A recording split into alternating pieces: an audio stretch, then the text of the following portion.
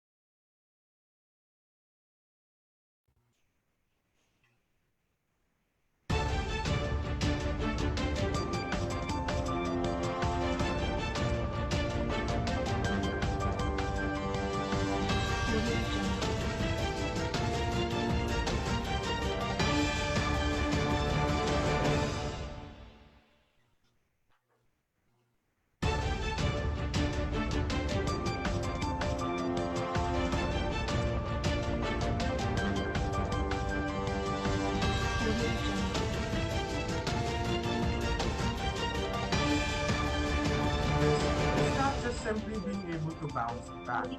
It's actually being able to bounce back better.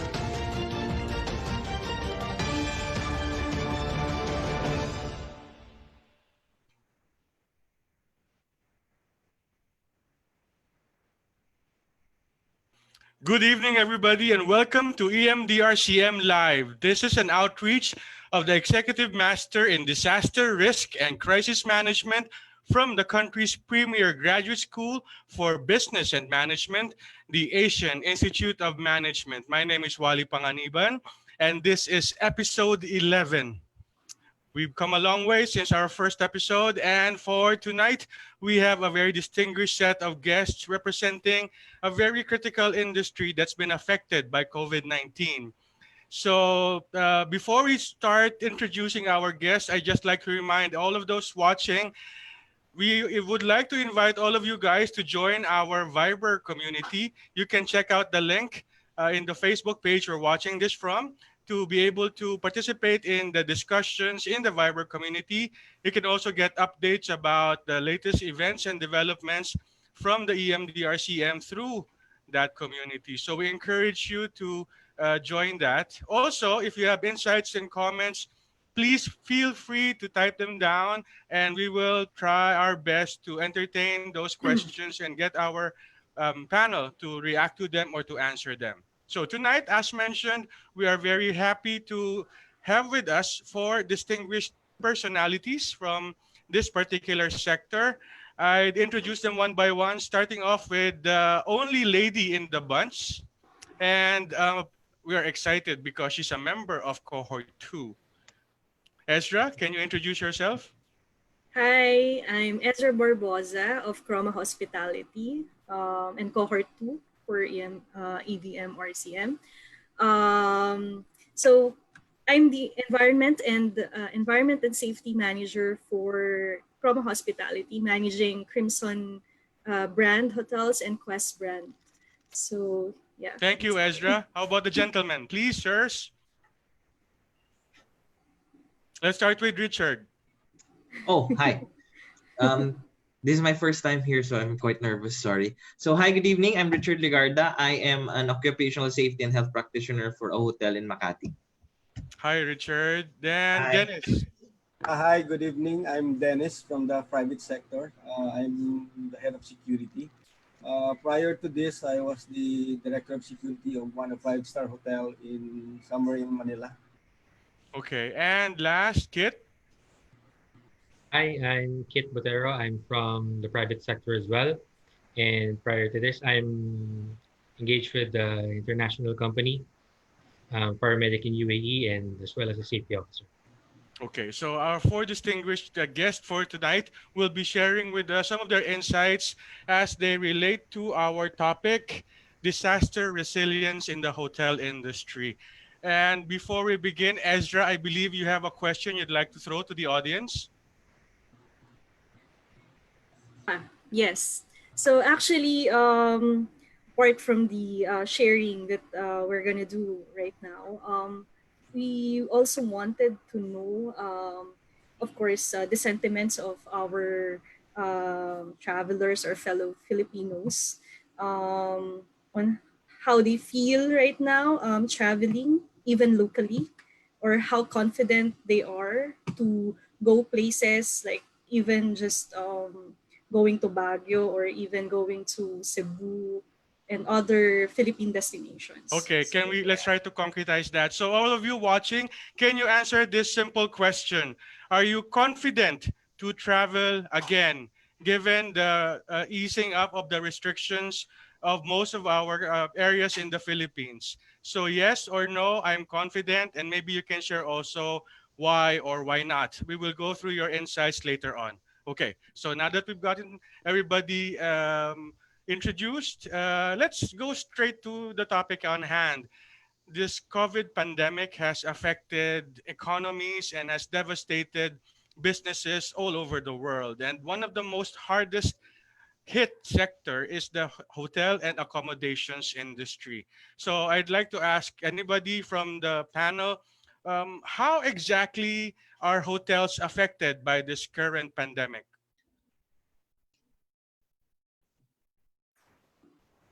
Don't be shy. I know all of you are raring to share your Maybe opinions. we can start from the lady in the group.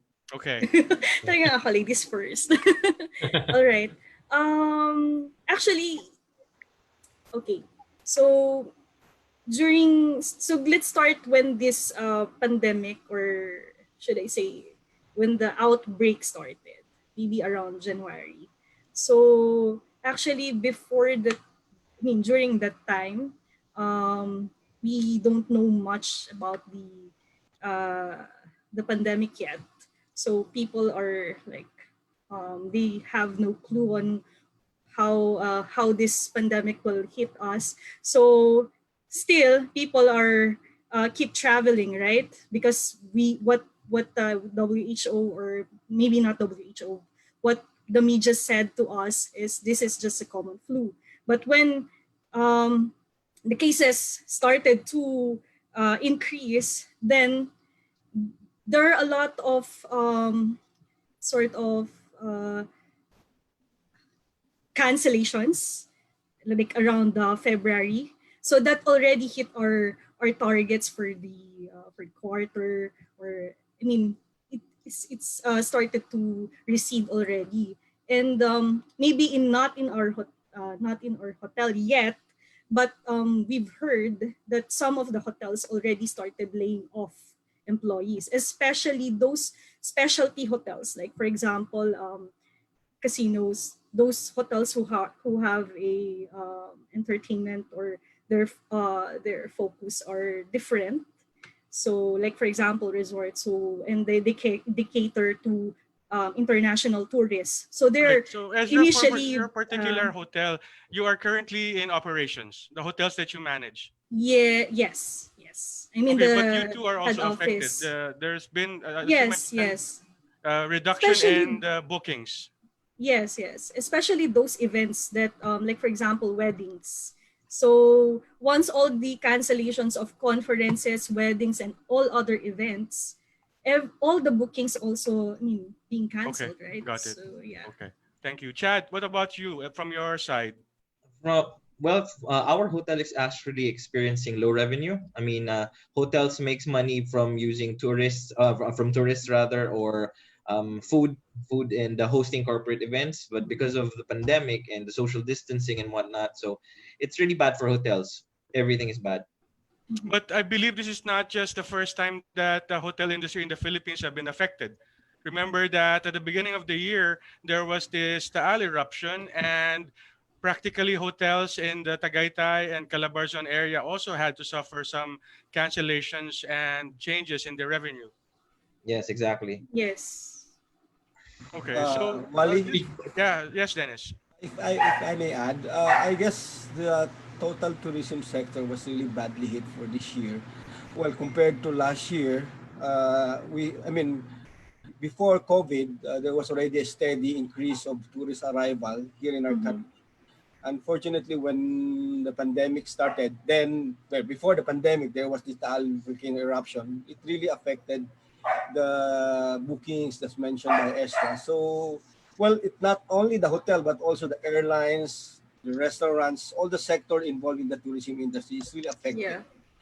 That And it goes beyond after COVID or beyond the normal. So I guess we need to somehow put some ways to assess the situation and make some changes. Right, Dennis. So, like Dennis mentioned, the the entire tourism industry, including airlines and the other transportation providers, are also severely affected. In talking about the hotel in particular, there are a lot of allied professions, allied companies that are not directly accommodations providers, but they are also impacted by this the quarantine and the hygiene protocols measures. You have your caterers, you have your manpower Mhm. providers. All of this are Events. severely affected. And Evicted. Estra, you mentioned that there already been layoffs. Yes, actually, a lot. Okay. Like I think you've heard also in the news some casino hotels, some even three-star below hotels who have not catering as I mean as quarantine hotels are already closed. So it would be hard for them to really regain back. So they're the most badly hit. Right. And but earlier in our pre EMDRCM live conversation, you guys mentioned that there are hotels being used as quarantine facilities. Do they make some revenues out of that? In my opinion, no. No. There, No, no. Actually, it's it's more brief. of just sustainability to be able to pay for necessities like So utilities, explain, water. explain. When a hotel is deemed or certified as a quarantine facility, who pays for people checking in to be quarantined? Okay. Okay, Uh, go ahead, ma'am. okay. So in our hotels, so the scenario is like this. Like I mentioned earlier that we are catering as a quarantine site for like balikbayans, OFWs, and seafarers. So their company is the one who pay, and I think it is mandatory for them to do the quarantine even though they are already quarantined in their ship or There. in Right. the So place that they come from. Yeah. in some form, the hotels that are quarantine facilities also get some revenues. Yes. Yes, but Yes, they very do. Yes, they minimal. do. However, if we refer to the guidelines given by IATF and also the DOT guidelines, it says there, we the prices for the rooms should be at the bare minimum. So, with that Mhm. being said, if you lower the prices for all the rooms, it's just enough to sustain the electrical bill, water bill, and all those kinds of things, the necessities, the utilities, just like what I mentioned. So that's where all the money goes. Not to mention, we still have to pay for the skeletal manning because still, of course, if you have guests, of course, you need employees to take care of them, right? Right. So, that's why it's minimal. The So what revenue you're is very, saying, very Chad, very. is that while the few hotels that are certified to be quarantine facilities do get some bookings, these are not Mhm. enough to really sustain the entire Yes. operations. Yes, Okay, got Yes. it. definitely, Yeah. So definitely. aside from And the yeah. lack of customers checking in, what are the other issues being faced by hotels at this particular point in time? Mm, actually following the protocols. So actually I think Chad would agree that since the start of the pandemic there are uncertainties on the policies, so they keep on changing every week. And then Yeah, even though we had these guidelines already, we've already submitted it, we've already complied on it, still the following week there would come up another yeah. Another set. revision, and then we will need to like revise again Reevaluate. our policy, and then follow whatever it's mandated in there. Like for example, just an example, like there's no dining in the past Mhm. weeks, right? But Yes. this week, actually this week or last week, they started like okay, you are allowed already to do a 30% dining. But since there are some areas that are still on lockdown, so they're not, I mean, they need to do this and that. So there are a lot of like changes. And with the terms of like ECQ and MECQ, the challenge Yeah. is which policy to follow. Yeah. And also to add, like I think another challenge is in the, I mean, how stringent can we be? I mean, the hotel. Like Okay. we've already had all the tools, the equipment. We've already purchased a lot of cleaning and strong disinfectants that that we can use to really sanitize the area, we've already come up with the partnering. We partner with the clean or sorry disinfecting company Company, right? just to comply. But then the guideline says that we need to like for example if on the regular side that we do a like the testing like surface testing, right, doing the swabs. But right now we need to like be um, more stringent than the the IATF Right. guidelines, Okay. because we So know that they will be more become stringent again. So we a need little to be more, right? two Gonna more be I mean, more yeah, guidelines. yeah. Yeah. Okay, so I'm hearing this particular point from Ezra that because of the changes in the policies, it's quite difficult to really follow all of these guidelines being issued. So I'm guessing this is from the Department of Tourism, right? Yes. Yes, yes. Okay, Yes. but Department the of Tourism, hotels, Department of Health, we Yeah. follow all the same guidelines. Yeah. And all, Dole also. are the guidelines not aren't the guidelines developed in consultation with hotels? Yes. yes, some of it Actually, yes, some of it no. yes. Yeah. Okay. Like for example, the Dole guidelines, not all of the Yeah, industries yeah, are being consulted with Right, it. right, right. But yeah, yeah. But for I'm interested DOH also, not particularly with the consulted. DOT guidelines because I would assume that most of the hotels and accommodation businesses would subscribe to the DOT recommendations. And from what I know of, Chad, you've been part of the technical working group that developed the guidelines. Yeah. Well, not necessarily developed. I mean, there we are a collective group. I mean, there's from HRAPs, some from FOA and other hotel organizations. But yeah, Mhm. I was privileged and honored to be part of that.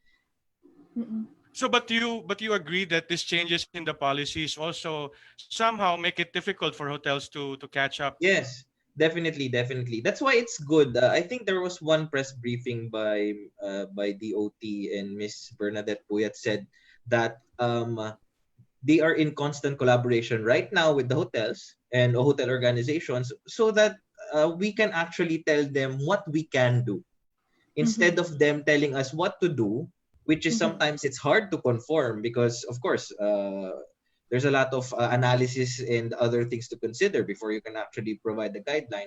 Mm-mm. They were gracious enough to actually trust the hotel industry to tackle this kind of endeavor to create these guidelines with them. So it's a way of crossing the bridge, or as we like to.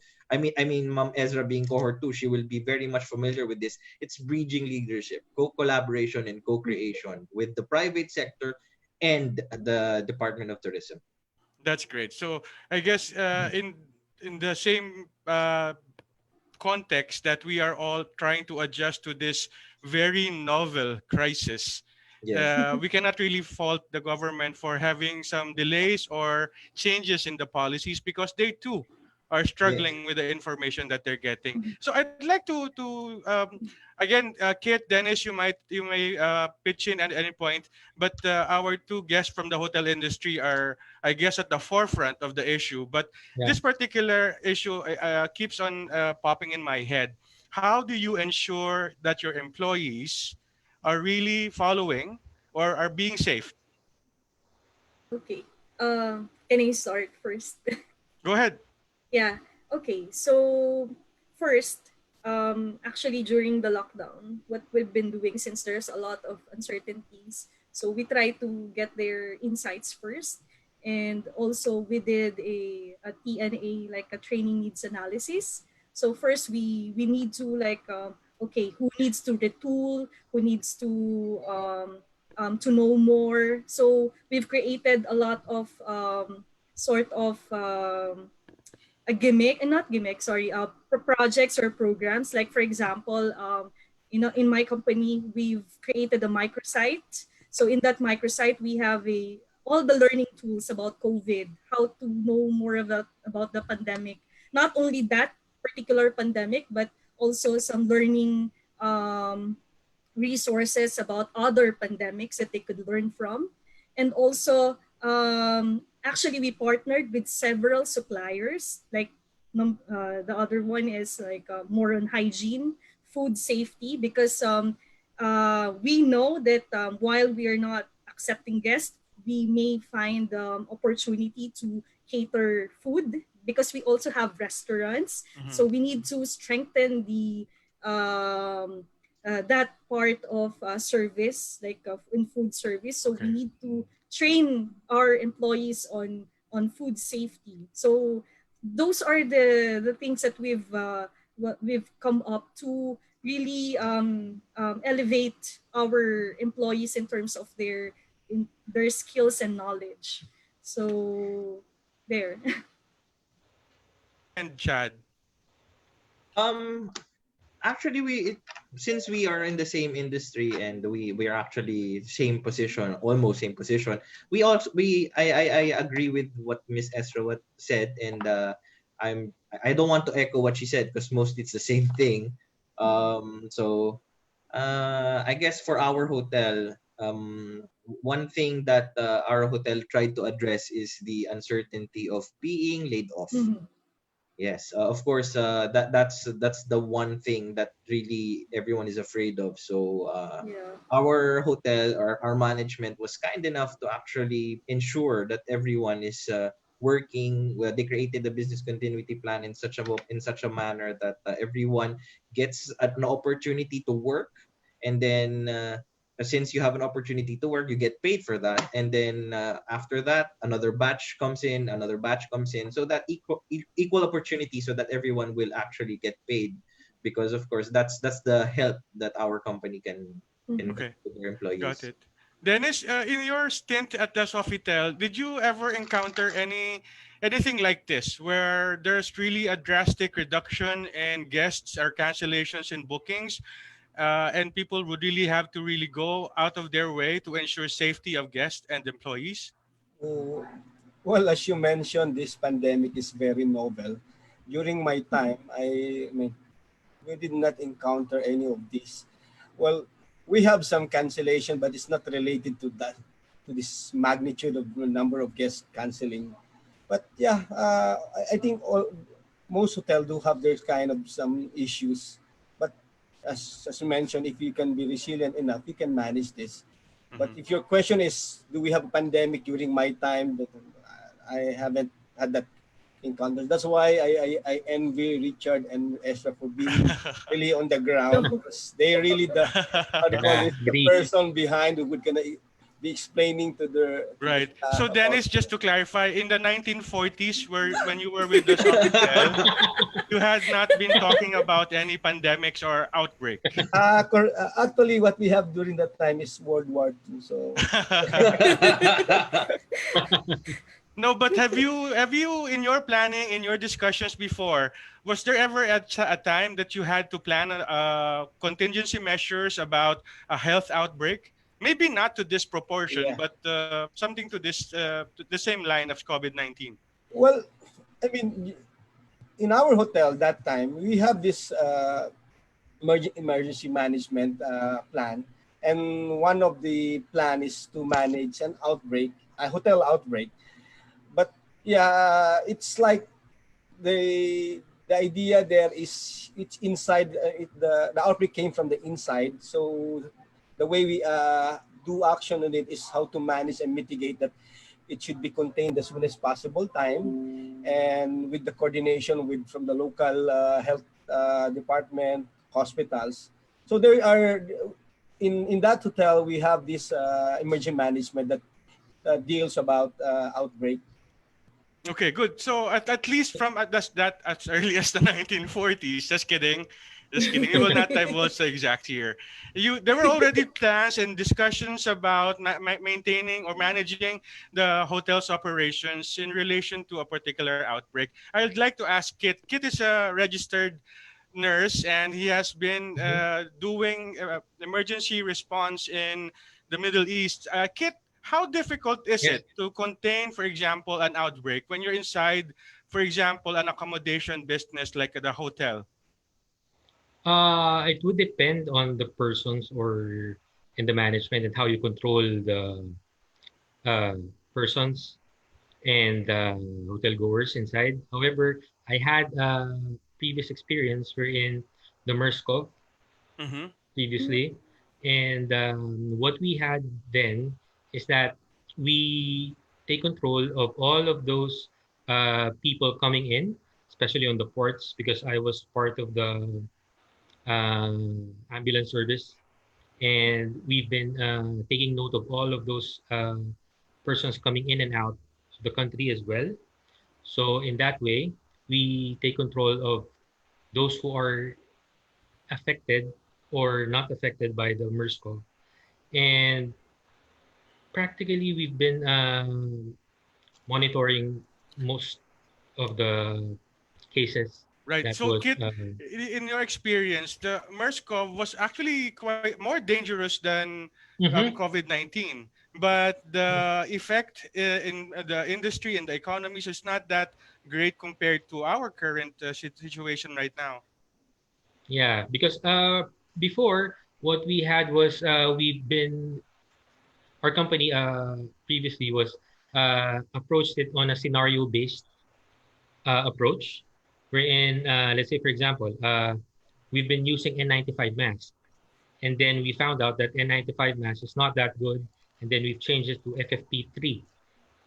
So in a way, we increased our protection from the infection or from the MERS-CoV. So in that way, we created some kind of shield from those infections. But right now, just like what my colleagues here, Richard, Ezra, and Dennis, told us, that this is a very novel crisis, and that we had to change and we had to adjust for each and every plan or approach that we manage this crisis. Okay. Before I go to the next question, I'm going to read out loud some of the comments that we're getting from Facebook. This one is from, well, this is a question from Sugapriya. How can a manager manage or tackle all the resources uh, like manpower, materials, money, etc. during a COVID-19? So I guess the question is, how do you prioritize, maximize your existing resources? Because there are so many things that you need to fix, to improve, to transition to. So example, manpower, materials, all of these things during the pandemic.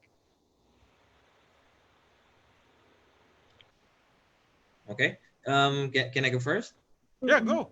Well, in my experience, or for me, I think the best way to go there is actually look at the numbers. Look at your data. How much money do you have currently in your revenue? Everything like that. You have to look into that. And then, of course, it's pulling each other, getting together, all the heads of the hotel, for you to be able to communicate. Okay, this is our problem right now. What should we do? Given the numbers of how much money we still have, what can we do to ensure that, of course, everyone's health and safety, and how can we sustain business, everything like that. So that's how you can manage it. Transparency. That's one thing Mhm. that we learned in EMDRCM. Transparency is, you cannot hide anything, especially if you're talking about emergency, disaster, and contingency plans. That's one thing that really stuck to me, from all the lessons that's been given by our Professor Kenneth Hartigan Go. So that's one thing. And of course, after being transparent, you have to think of ways. One thing that we also learned in class is systems thinking, right? You have to fail fast for you to be able to learn. Failing fast to find out the help me out here, Wally. The To find best way out the, forward. So yeah, for the best way learn forward. fast, fail fast, learn quickly. So yeah. Yes, exactly. Mhm. So since of course, another word that we learned, no, it's VUCA. So in a VUCA volatile, world. and I get the other three always seem to escape me, but you get my point. Yeah. For the So sake of those who are not familiar with it, Kit, maybe you can explain what VUCA is. Well, VUCA world, volatility. Help me out, Chad. okay. Okay, Anyway, I'm guessing some anyway. professors are raising their Lagot eyebrows right na. now. So VUCA means, Dennis, Volatility, volatile, Volatility, uncertainty, uncertainty, uncertain, complexity, and ambiguity. complex, and Complex, ambiguous. ambiguous. Okay, there you go. So so Chad, you there. were saying about the VUCA world. So if you're in a VUCA world, you don't know what would be the best decision moving forward, because every decision has consequences, right? So Mhm. for you to be able to address just a little bit of panic or discourse from all your constituents, from within your organization, I guess for me the best is really transparency. You really talk to your people, you educate them. So I actually applaud Miss Ezra with their format that they had. They asked for, I think that's a survey, right? They asked surveys Mm, to better understand what do you want to know, what do you really yes. need to know. So that's very critical, because with that kind of reaching out to your organization or to your constituents, you actually empathize with them, and then you Mhm. learn what you need to provide them for them to be able to become resilient on their own. And Okay. just like what Wally said, resilience is bouncing back better. It's not just like Mhm. bouncing back. And I Mhm. just like to share this just for a brief moment. One thing I've read, I think it's Harvard Business Review article. It says resilience is about how you recharge, not how you Mhm. endure. Mhm. So that's my 2 cents. Okay. Not going back to the normal, but the better normal. Not Better. new Yes. normal, but better normal. The better Right? normal. Agree. Right. Yes. So we need to rephrase that one. It should be like better or great, Yeah. right? Right. So Ezra, from your perspective, how would you answer Sugripaya in this particular situation? How do you manage all of these things when everything is critical to really making sure that your hotel is sustainable? Manpower, finances, I Supply guess even chain. supply chain, right? Yes. So actually, there's a lot in our plates in the management, right? So my boss and the whole team and then everyone in the head office together with the people in the ground in the operation. So everyone has been like working hard. So like Wally said, I mean sorry, like what Richard said, that what we did first is to like conduct an inventory, maybe not inventory in terms of like goods, but inventory of what currently we have right now, and then make the most out of what we have right now. And then from that, all those gaps we already through our supply chain manager or purchasing manager, like for example we lack PPE because there's a shortage of PPE in some parts of the lockdown, right? So Yeah. that one is like a very difficult or a very challenging moments for actually not only for the hotels but all industries because of the shortages of different kinds of supplies, right? Mm-hmm. So we gather all our resources and then we try to be very creative also and innovative. Like we don't have this kind of supply, so we fabricate. So, like for example, we don't have Fabricate, you this. made your own. Yes. So New we resources. like for example, we don't have disposable mask. So we talk to our uniform supplier. So we come up with a very good quality mask. And it's also come up with a uniform, so it's stylish also. Okay. So we try. I mean, we try to be a very. I mean, we try to stick to our brand also and innovate. Right. So the first one is to conduct an inventory of all the whatever you have. Then maybe I mean the second one is to like I agree with Richard, the transparency. So we need to know where are people currently now because we also need to address also the needs of our people. Like Mm-hmm. aside from the technical or the skills that they have, we also need to know how are they in terms of like mental resiliency. They Right. cannot go back to work if they don't have um I mean if their mental health or emotional health is not good also because they're down because of what's Right. happening currently and you're on skeletal force. That one is already taking a very difficult toll to each of the employees already. So we try to come up and be creative. Like we Right. still hold our birthday bashes or other activities. Okay, so Ezra, So just to yeah, reiterate, you mentioned inventory, transparency, innovation.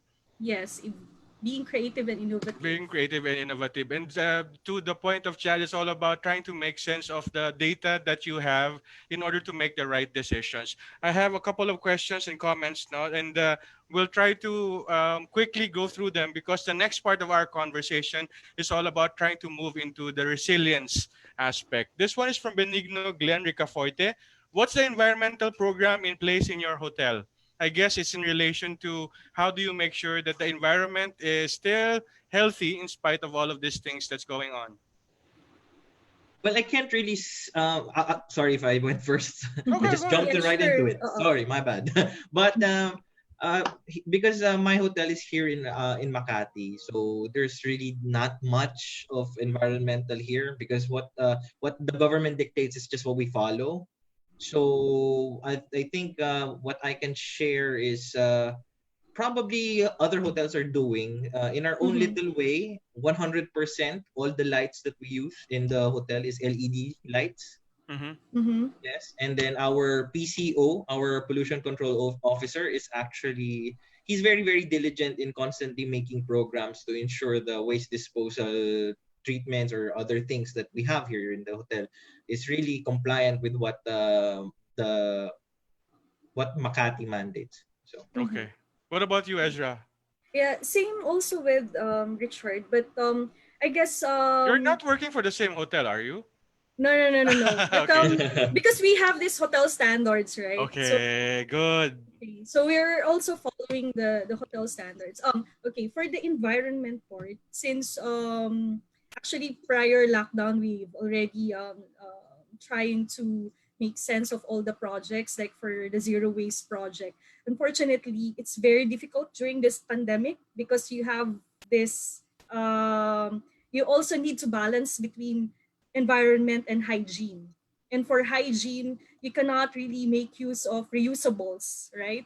I mean, I yes, think for hygiene, I mean, me and my hygienists or hygiene managers will have a very difficult argument because of that between zero waste and the um, no reusables. So we try to become, again, I said that we try to comply, not actually try, but we are complying. And also, we actually try to review our recycling or Right. segregation right now because during this pandemic, we need to like add another um, Layer. layer because of like for example the tissues Mm-hmm. or I Got mean it. anything that the guests already use must be yeah, um, disposed of. disposed We're and going to go not back to what Ezra is pointing out regarding the standards in terms of safety and in the bigger picture, disaster resilience. One last comment before we go to the next question. Mhm. This is from Mark Thomas Ablasa, and this is not actually a question, it's more of a comment. We run the Contemporary Hotel Quezon City. We were approached by agents designated by the Office of which is Workers Welfare Administration, OWA, to provide rooms for the OFWs. Unfortunately, the agents wanted a low price for the rooms which they were selling to OWWA at a higher price. Very disappointing. Yeah, that's what's happening actually. So So there, in spite of this grave we can crisis relate. that we're facing, Yeah. there are still Yeah. people who are exploiting the situation. And That We is who's feel gonna sad. take you. We Yes. feel advantage you, of Mark the Thomas. crisis? We feel you. Yeah, like for example, if your current price is like, I mean, sorry, the usual price is like 15,000, for example, and then you already lowered it like 80% off, but they still wanted you A to Yeah. lower slash it price. off, like they wanted like 1.5 na lang, parang ganun. Right. That's Yeah. already unreasonable. Yes. It To be is. to be And I honest, that's what when I hear these things during our ops meeting, it's really disappointing. I mean, Mm, they tend to forget that we have air conditions, we have electricity, we have water, and this is an mm, entire building. We have yes. employees to feed. We also need to buy. Mm-hmm. We need to allot money to get supplies for them for The us to be able to cook PPEs. their PPE. food. Yeah, Yes. PPE, those Yeah. things. So the more that they lower the prices, the more that it's not really going. We're not really going to function. Right. And Yeah. note that to that point, Chad, not all hotels are part of a big organization or Yes. conglomeration. Mhm. Some hotels are small, Mhm. independent businesses. And you're Mhm. absolutely right. There are so many of these overhead expenses that they need to look into. So, Mark Mhm. Mhm. Thomas Ablasa, from what I'm hearing from Chad and Estra, Dennis and Kit, yes, we feel you. And we don't wish ill of the people exploiting the situation, but we hope that something gets done to really make things better for those who really need to stay in Yes. a hotel for quarantine purposes. So let's Did go he? back to our I discussion. have a question lang. Did he mention through an agent? Agent, yes. Yeah, maybe that agent would like to do a markup. That's why they're It's the handling. most Yeah. likely from what I'm getting that Take agent, Yeah. advantage of the pricing situation. agent, is also trying to benefit from the opportunity. Yeah. There's nothing So wrong with being yeah, entrepreneurial, but we have to Yeah. take into During Mhm. this time, consideration that They need to there's a consider bigger also need. The the current situation. additional situation. compliance that we're having right now means cost also, especially Right. on the hygiene part. Right. Okay, so let's go back to our discussion. We've touched base on the biggest challenges of the hotel industry right now. So, having gone through the sharings, guys, do you think, in general, given this pandemic and the previous disasters we've encountered, would you say that Philippine hotels are resilient? One word answer muna from everybody. Chad. My answer is 3 words. That's not fair. Okay. it's So, a it's a yes and no. It's a yes yes and and no. no. Me Okay, too. Ezra. Yes and no, but you need to rephrase also that question. Okay, we'll go back to my With question. what type of hotel or Okay, resilience, and Dennis. which there are a lot of factors. Well, I'm in between a yes and a no. Okay, Kit. Somewhat yes and a no as well. Somewhat yes and a no. Some slightly modified yes or no. So it's either I really MGCQ. phrased the question weirdly, but what I'm getting is there's no really blanket way of evaluating resilience for hotels because hotels are quite varied in themselves, right? So Yes. care Yes. to Yeah. share your insights about hotel resilience? Should I go first? Yeah, go ahead. Go ahead. Go. Okay. Why did I say that? First, I mentioned that we need to rephrase that kind of question, right? Like for example, we need to factor in the location per se, and also the type of hotel. Like we've been hearing that some small hotels who are not managed by, like for example, they're like independent. I mean dependent. Sorry, independent. And then there are some probably boutique hotels or like hostels who are or So hotel Ezra, apartments. Yeah, you're they're saying also having difficulties as well. so So these hotels are not resilient. I'm not saying they're not resilient, but like for example, They're less there's resilient compared to bigger hotels. yes, Okay, Chad. Okay, yes. so I guess I have a chance now to answer why yes and no. So this all depends on the definition of resilience, right? So if your definition of resilience are those people who can play basketball or drink or have a good time after a calamity strikes, then for me that's not resilience. I mean, resilience is about bouncing back better or moving forward with improvement in mind. So resilience Mm-hmm. is about how you recharge, not how you endure. Mhm. Mm-hmm. So, given what Miss Ezra said and picking up to what she said, it really depends. I mean, hotels right now are resilient. Yes, why? Because they have compliance. Like for Mm-hmm. So example, wait, Those who can fire safety comply. measures is Yes. an example of being a resilient hotel. However, aside from that, what other things do you have?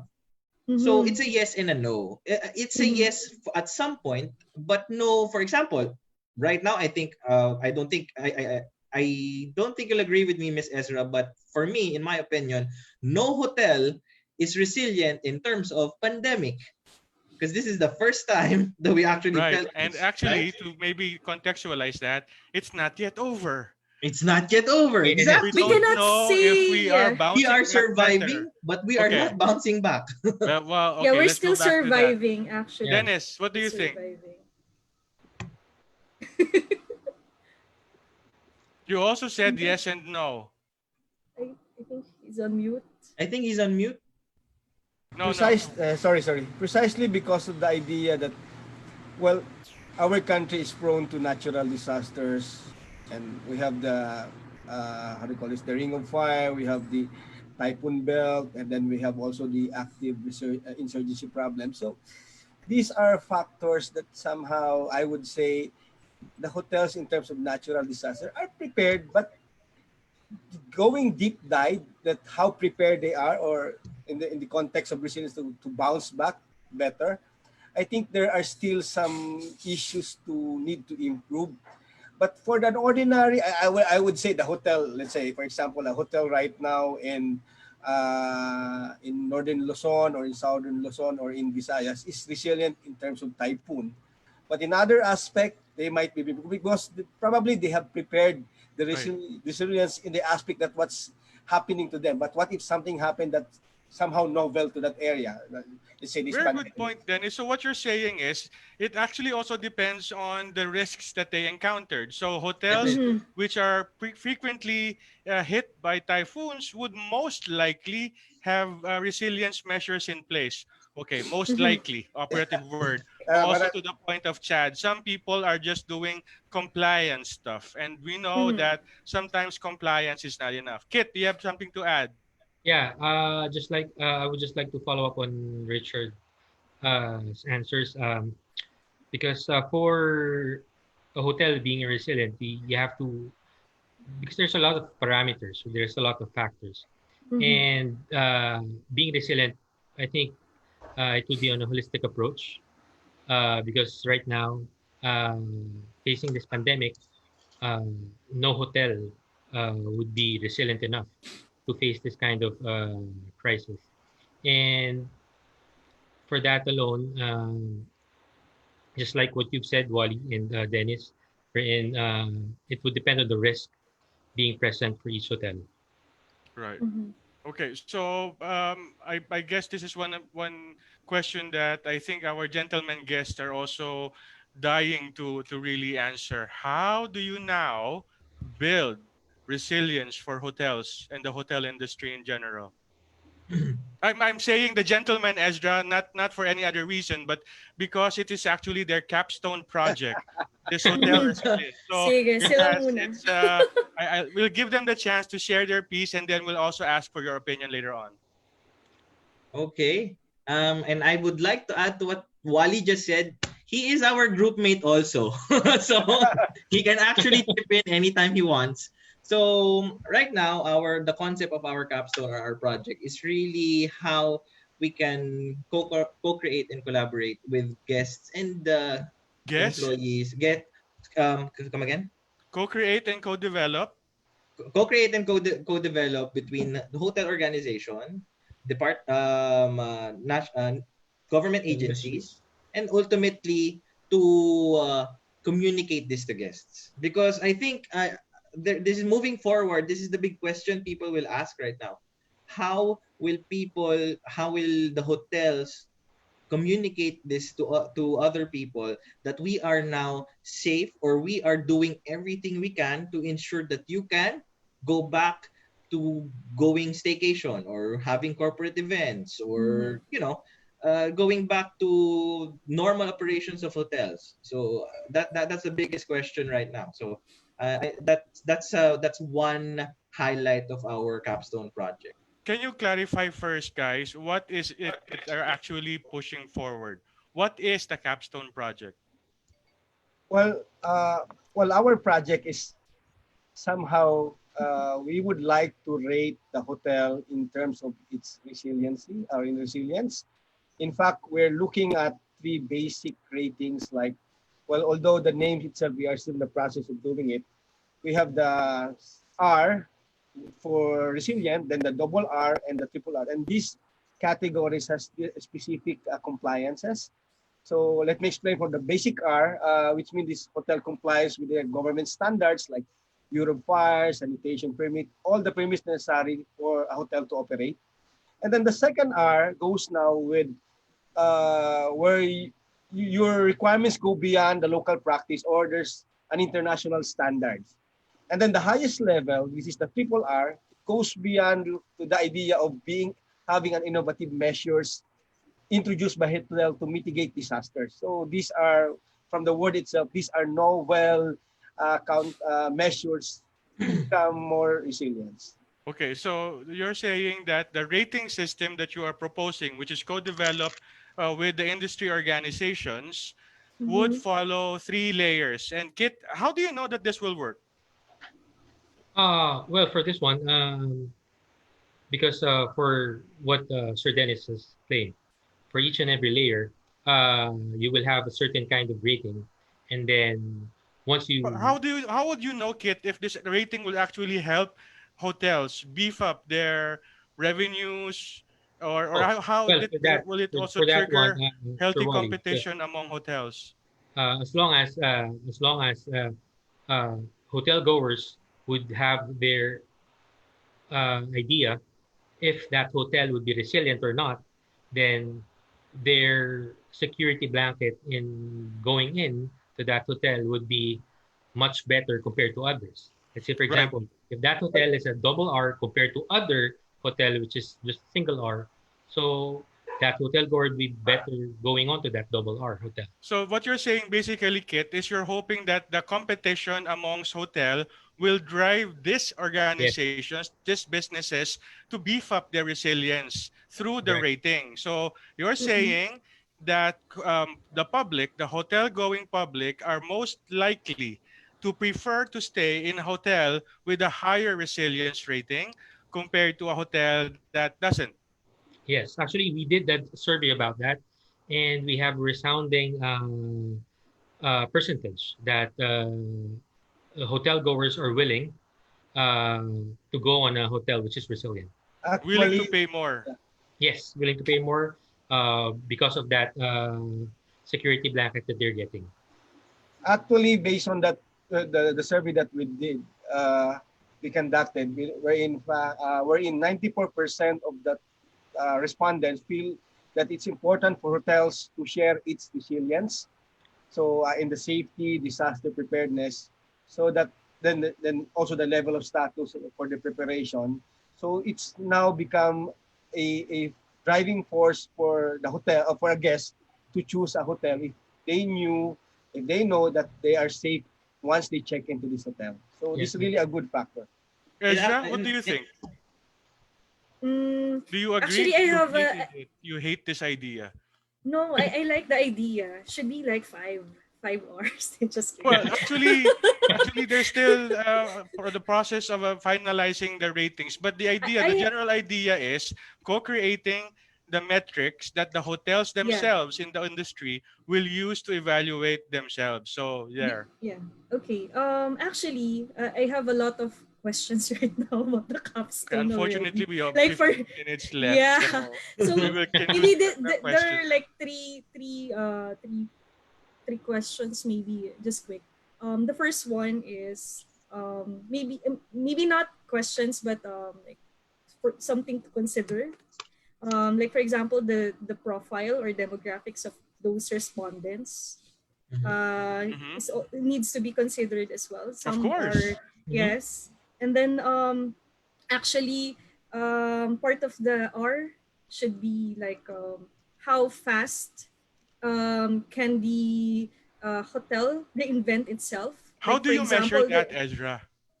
mean A concrete, that one smart should be goal. How do you measure how fast? The actually number right of now days? I still have no idea, but maybe they Right, can, yeah, right, but right. they can Okay. also study that, like maybe check on like how can we customize guest experience. I mean that's part of the reinvent actually, Yeah. because currently what we've been doing to become resilient in our hotel is to like we've also conducted a lot of surveys with our existing guests, Hmm. like our patrons. So we've asked them how do they want to, I mean, Have you to ever done a experience, resilience survey?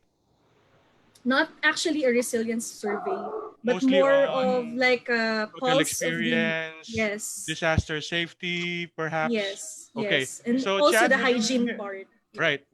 Chad, would you care to respond to some of the things that Ms. Ezra shared about Mm. suggestions regarding the capstone? Okay. In particular, the demographics of the survey participants. Okay, the demographics that we have, I believe it's 117 or 159 correspondents, and that's actually For the Philippines, huh? for the Philippines. Oh, For the nice. first one, the Philippines. First from the Philippines, and we also have international right now. International. Yes, we were fortunate to be accommodated by the CEO of Malaysia Association of Hotels.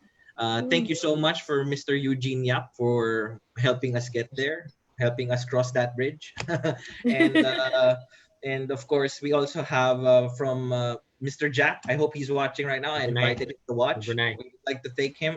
They are the people we send the surveys to for us to have a bigger picture in the international level.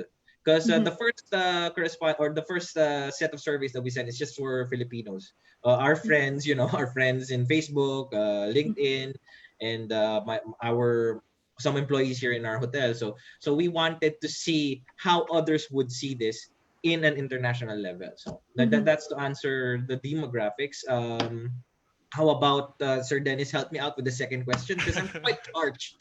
Okay, Right now. relax. Let me just get a glass of water. Sorry. Okay, the second point of Ms. Estra is for us to consider, for the capstone to consider how fast can hotels recover from a Yeah. disaster or a situation. Well, precisely that's the idea of.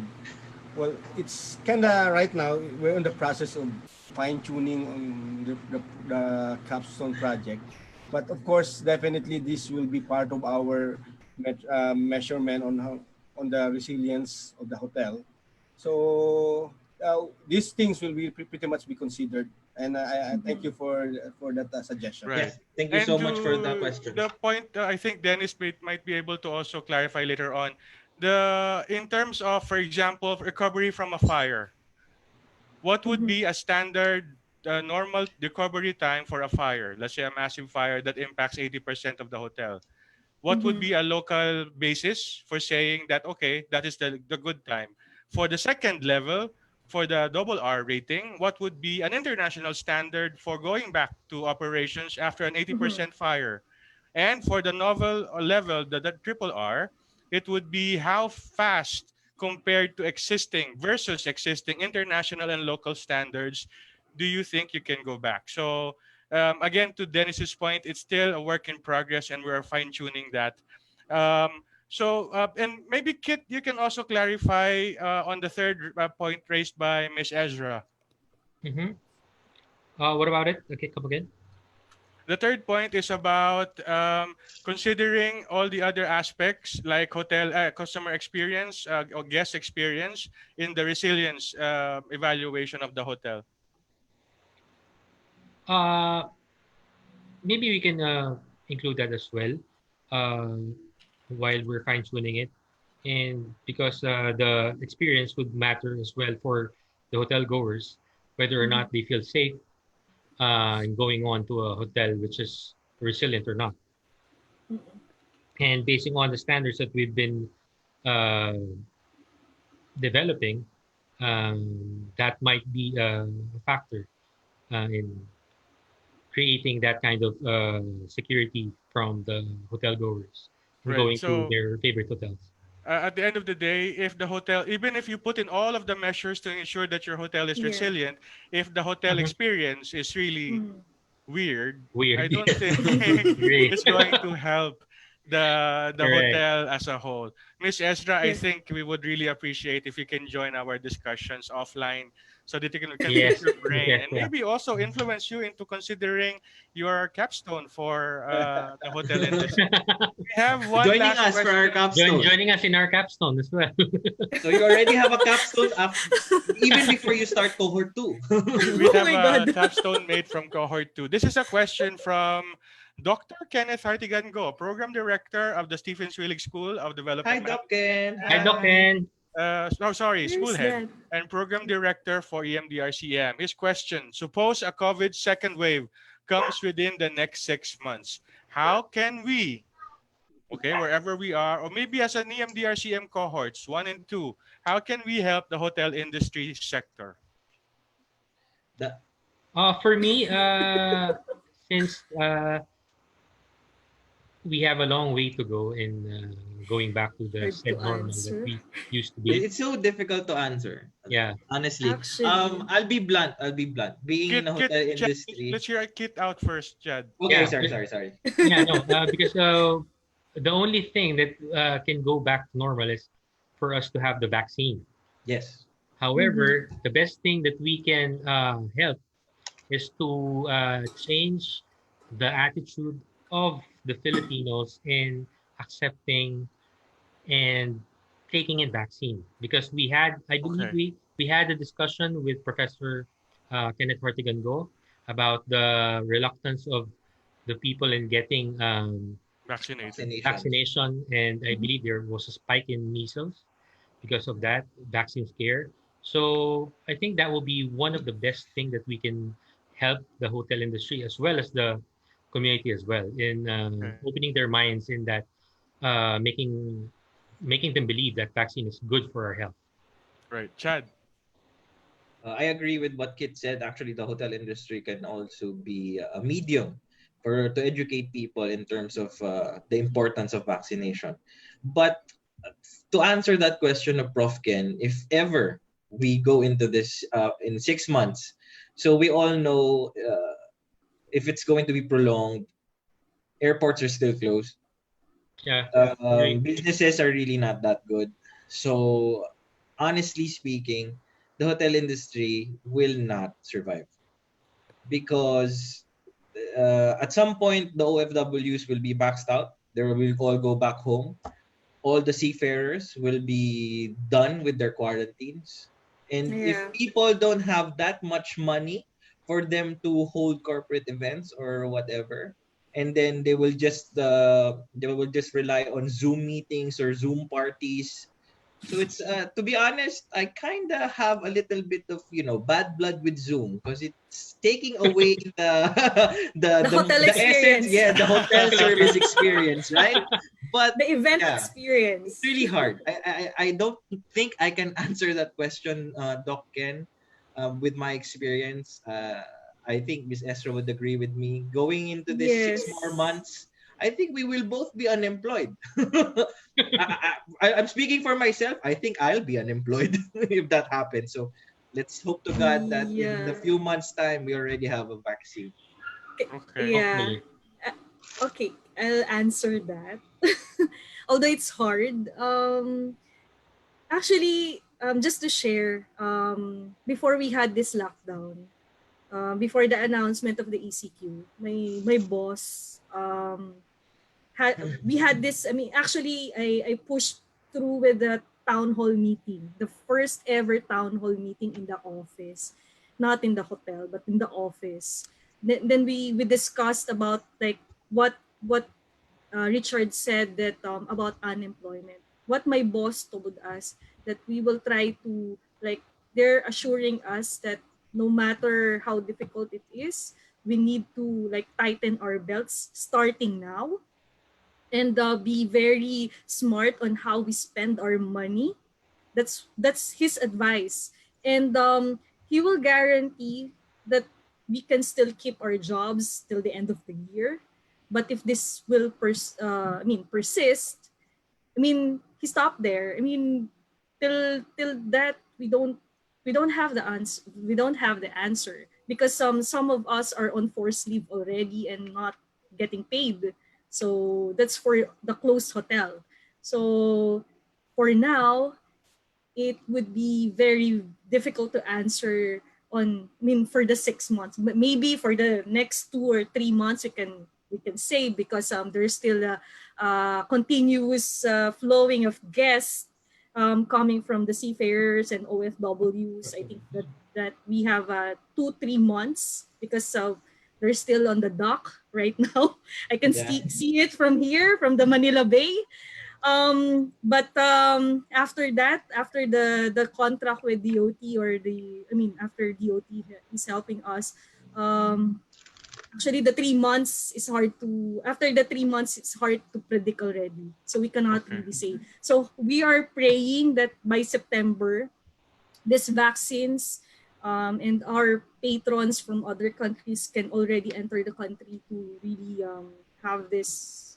But given we are pushing for the domestic tourism, not the Mhm. international tourists, but Not yet, more on though. Not domestic yet. More of the tourism. domestic, right? Okay. Yes. So Dennis. we're campaigning on that. Well, much has been said already by the three uh, guests here, but probably I would say is in preparing for the second wave, uh, we just need to continue what we're doing, continue as a group, continue as well as a disaster practitioner.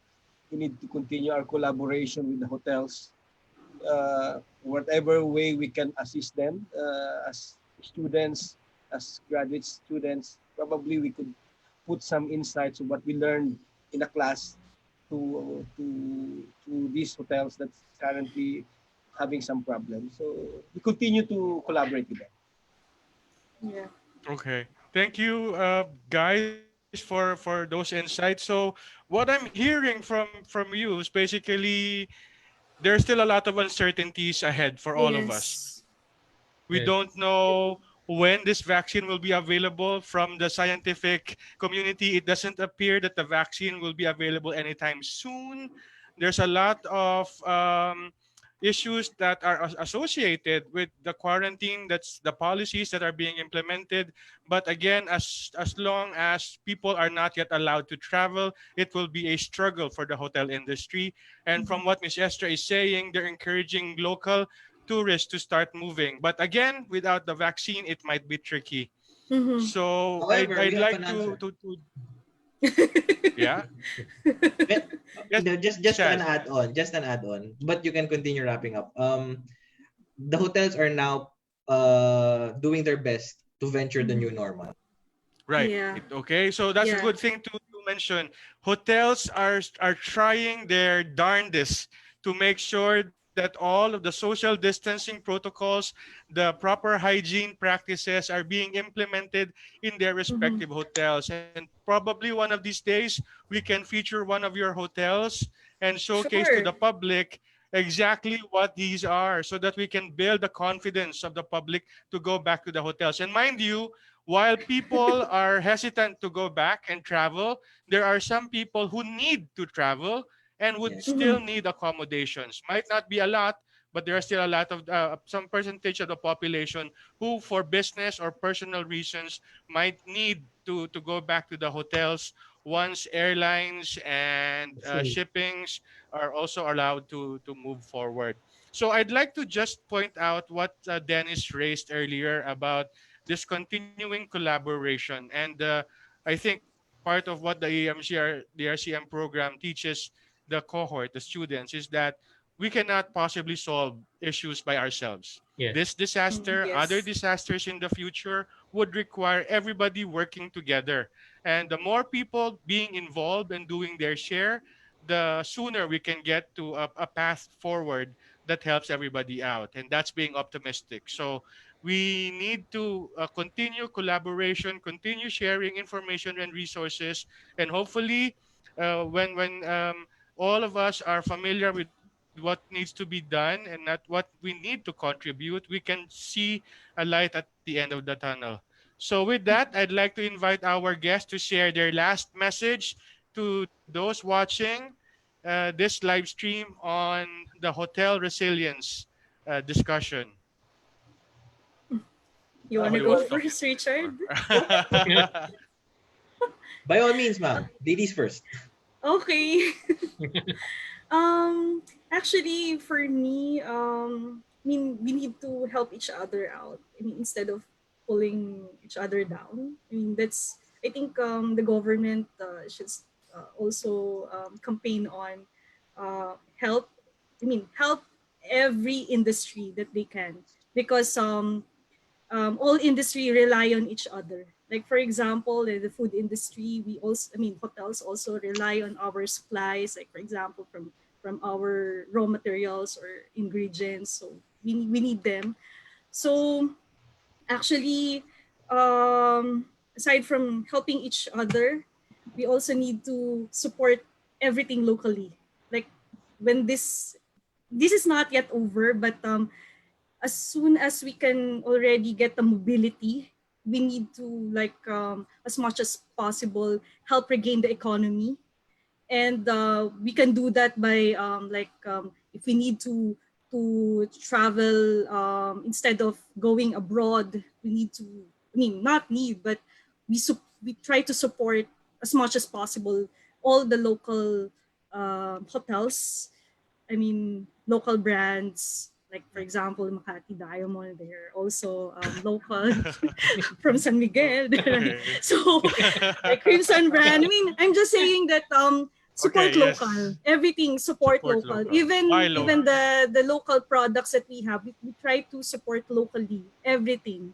So it's not only helping. I mean, for sustainability. I know you've been studying like greenhouse gases, but it's also good that we need to support local economy rather than getting a lot of imports. So we try to support everything locally, Agree. domestically. Yeah.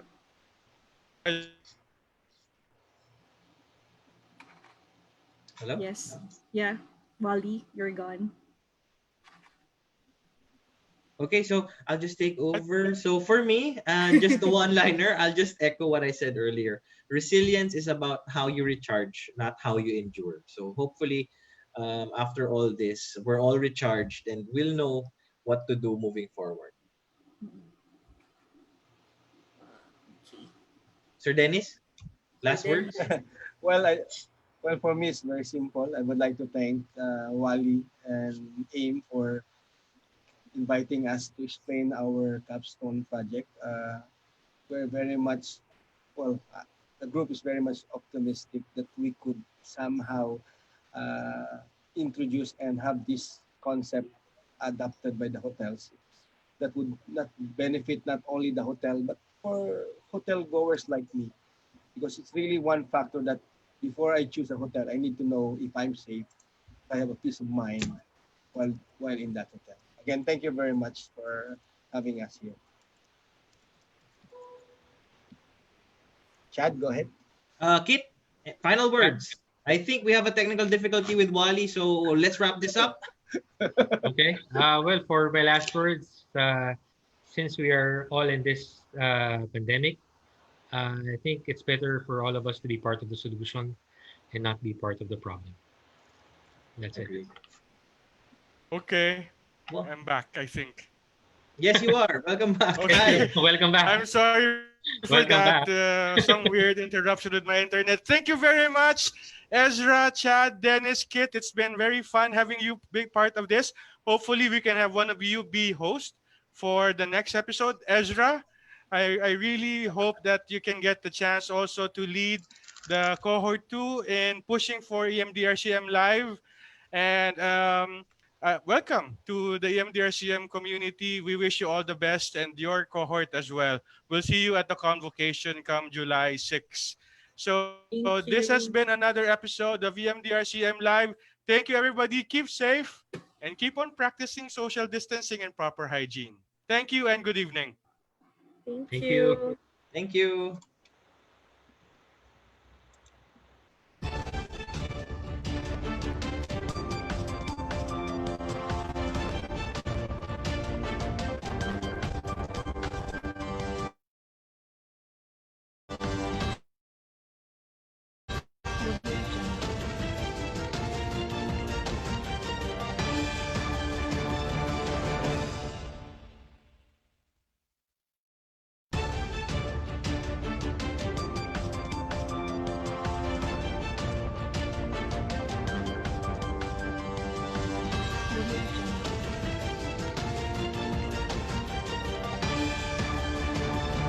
It's not just simply being able to bounce back.